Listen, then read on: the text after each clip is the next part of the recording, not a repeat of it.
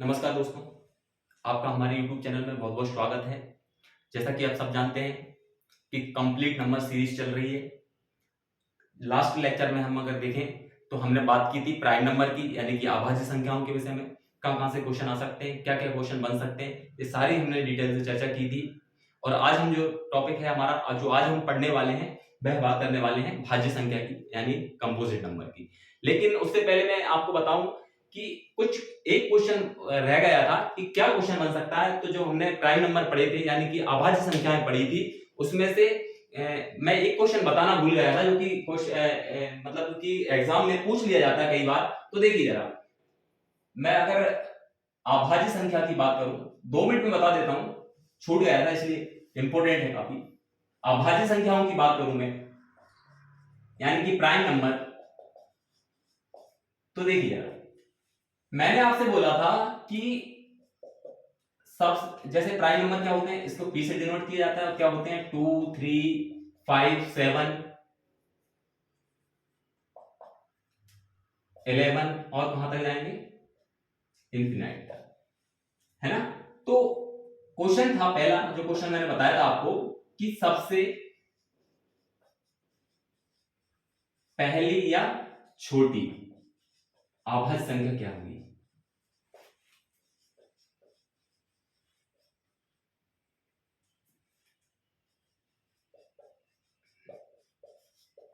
है ना। तो जैसा कि आप देख पा रहे होंगे कि सबसे छोटी या सबसे पहली जो अभाज्य संख्या है वो क्या है? 2। लेकिन मैंने यह भी बताया था आपको कि 2 एकमात्र ऐसी संख्या है जो अभाज्य होने के साथ साथ सम भी है, या कह सकते हैं हम कि सम होने के साथ साथ अभाज्य भी है। 2 एकमात्र ऐसी संख्या है जो सम भी है और अभाज्य भी है। लेकिन एक क्वेश्चन और कैसा बन जाता है, देखिए जरा, सबसे छोटी विषम अभाज्य संख्या, विषम अभाज्य संख्या कौन सी होगी? कौन सी होगी या क्या होगी? तो देखिए जरा, अब 2 एकमात्र ऐसी संख्या है जो अभाज्य भी है, सबसे छोटी अभाज्य है और सम भी है। लेकिन अगर मैं सबसे छोटी विषम अभाज्य संख्या की बात करूं तो वो कौन सी होगी? 3। तो इसका आंसर क्या आ जाएगा? 3। हाँ, क्वेश्चन अगर नॉर्मली पूछा जाए आपसे कि सबसे छोटी अभाज्य संख्या कौन सी होगी, सबसे छोटी अभाज्य संख्या कौन सी होगी, तो वो कौन सी होगी? 2। लेकिन अगर पूछ लिया जाए आपसे क्वेश्चन कि सबसे छोटी विषम अभाज्य संख्या कौन सी होगी, तब आप 3 लगा के आइएगा। वरना अगर नॉर्मल क्वेश्चन आए तो 2 होगा, लेकिन सबसे छोटी विषम अभाज्य संख्या पूछ लिया जाए आपसे तो वो कौन सी होगी? 3। ठीक है। इसके बाद हम आज के टॉपिक पे बात करते हैं। तो देखिए जरा, आज हम पढ़ने वाले हैं, भाज्य संख्याओं की बात करने वाले हैं। क्या होती हैं भाज्य संख्याएं, यानी इसे इंग्लिश में मैं अगर कहूं तो कंपोजिट नंबर। देखिए जरा, मैं बात करूंगा भाज्य संख्याएं, इनको इंग्लिश में क्या बोलते हैं? अगर मैं इंग्लिश में बोलूं, कंपोजिट नंबर। ठीक है।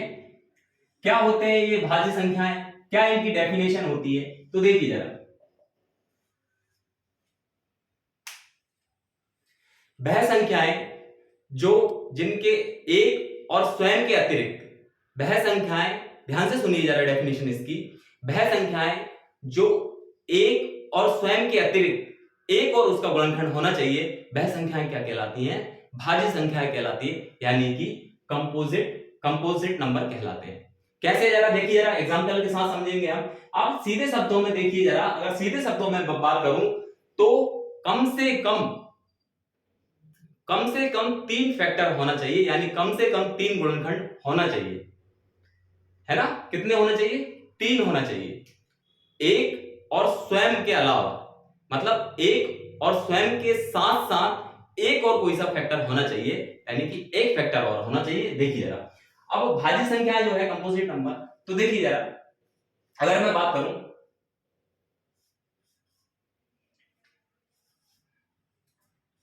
4 6 8 9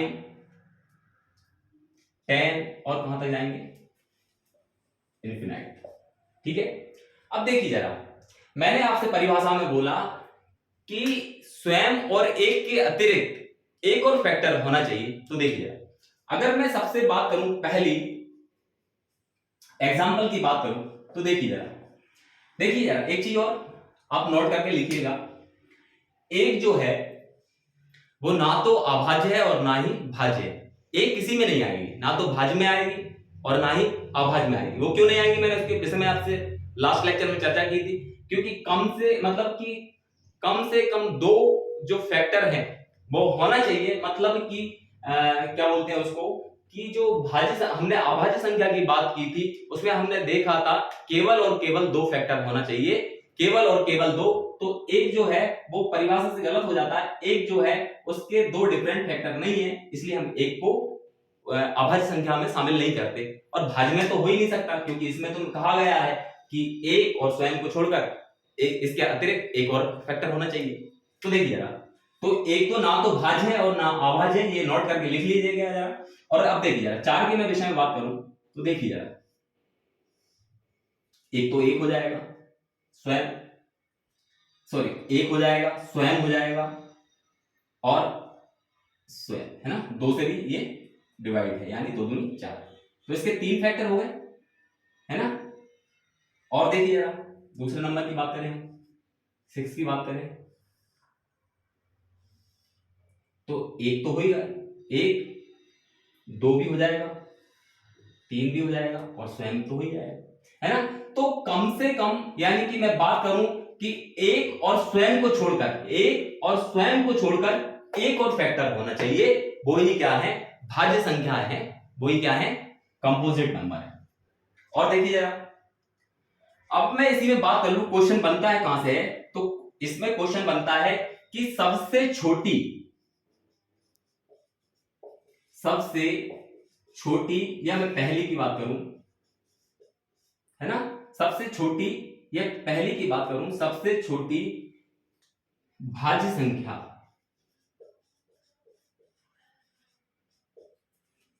कौन सी है ना। तो हमारा आंसर क्या हो जाएगा, जैसा कि आप देख पा रहे होंगे कि सबसे छोटी, या मैं पहली संख्या की बात करूं, सबसे छोटी भाज्य संख्या की बात करूं, तो वो कौन सी होगी, 4।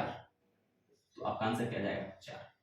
एक और क्वेश्चन बनता है, जैसा कि हमने अभाज्य संख्याओं के विषय में बात की थी, कि अगर पूछ लिया जाए आपसे कि सबसे छोटी भाज्य संख्या कौन सी होगी, तो वो कौन सी होगी, 4। लेकिन अगर क्वेश्चन, मैं जैसा कि अभी लास्ट में आपसे लेक्चर में चर्चा कर रहा था, लास्ट में बात कर रहा था कि सबसे छोटी विषम अभाज्य संख्या कौन सी होगी, तो आपने कहा था, हमने देखा था कि सबसे छोटी 3 होगी। उसी प्रकार इसमें भी पूछ लिया जाएगा कि सबसे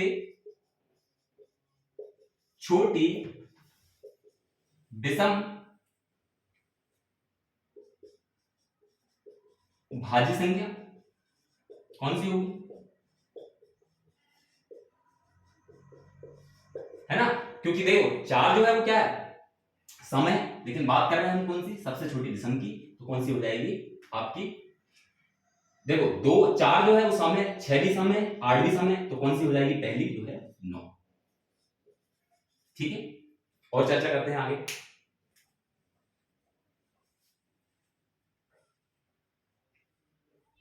और देखो एग्जांपल, मैंने एक और ध्यान रखना इस चीज कि 3 से ज्यादा फैक्टर हो जाएंगे, बहुत सारे होंगे, है ना, हो सकते हैं ज्यादा, लेकिन कम से कम क्या होना चाहिए, आप परिभाषा के अनुसार ध्यान से देखिए जरा, कि एक और स्वयं को छोड़कर एक और फैक्टर होना चाहिए, यानी कि एक इसके अतिरिक्त एक और गुणनखंड होना चाहिए। देखिए जरा,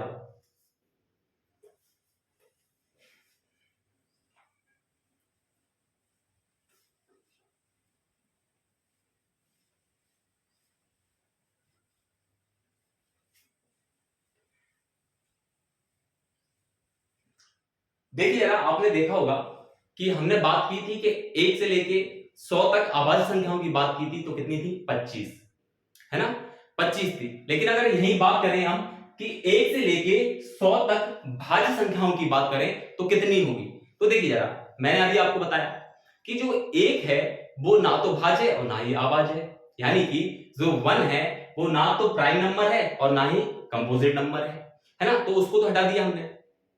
अब बात होगी कि मैंने बताया था आपको 25 जो है वो अभाज्य संख्या है, 1 से लेकर 100 तक में 25 है ना, और एक तो हमने ना भाज्य में लिया ना अभाज्य में लिया। इसका मतलब ये है कि जो 1 से मैं 100 तक की बात करूं तो कितनी, 1 से लेके 1 से 100 तक भाज्य संख्याओं की बात करूं मैं, यानी कंपोजिट नंबर की बात करूं तो कितनी होगी, देखिए जरा 1 से 100 तक भाज्य संख्याएं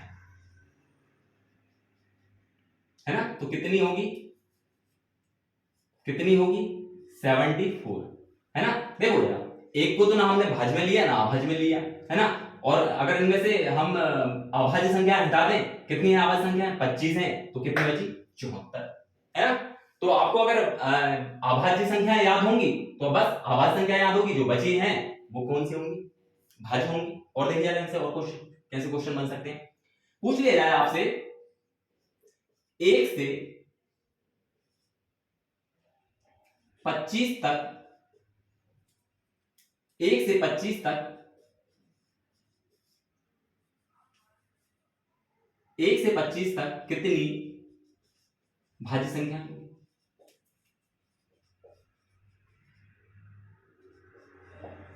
होंगी।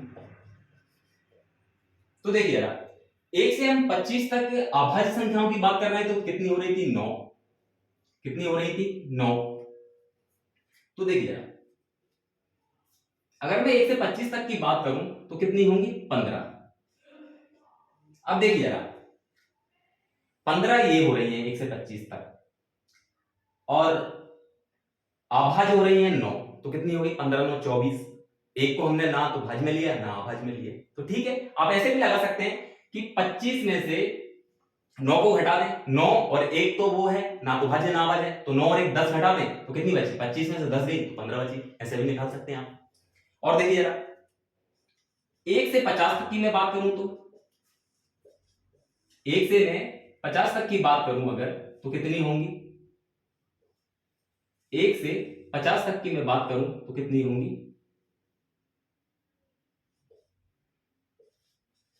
34 है ना, 34 होंगी, क्योंकि अभाज्य की बात कर रहे थे हम, तो अभाज्य कितनी हो रही थी 15 हो रही थी, सॉरी अभाज्य की हम बात कर रहे थे तो कितनी हो रही थी 15, और 15 में अगर मैं एक जोड़ दूं, क्योंकि एक तो जो है वो अभाज्य भी नहीं है भाज्य भी नहीं है, तो कितनी हो जाएगी 50 है ना। और देखिए जरा, 1 से 75 तक की बात करूं मैं तो, 1 से मैं 75 तक की बात करूं अगर तो कितनी होंगी 53। और 1 से 100 तक की बात करूं मैं तो जैसा कि मैंने अभी बताया आपको कि 1 से लेके 100 तक कितनी होंगी 74, ठीक है। तो ये क्वेश्चन बन सकते हैं, है ना, कि 1 से लेके 100 तक भाज्य संख्या कितनी होती है, यानी कि 1 to 100 कंपोजिट नंबर कितने होते हैं, है ना, तो वो कितने होते हैं 74। 1 से लेके 25 तक पूछ लिया जाए तो कितनी 15, 1 से लेके 50 तक पूछ लिया जाए तो 34, 1 से लेके 75 तक पूछ लिया जाए तो 53, और 1 से लेके 1 to 100 पूछ लिया जाए तो कितनी 74। एक क्वेश्चन और बनता है, देखिए जरा,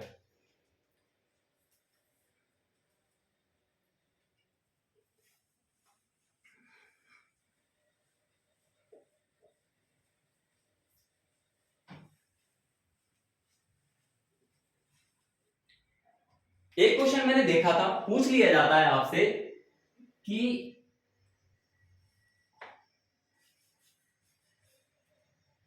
7 यानी कि 7 लगातार भाज्य संख्याएं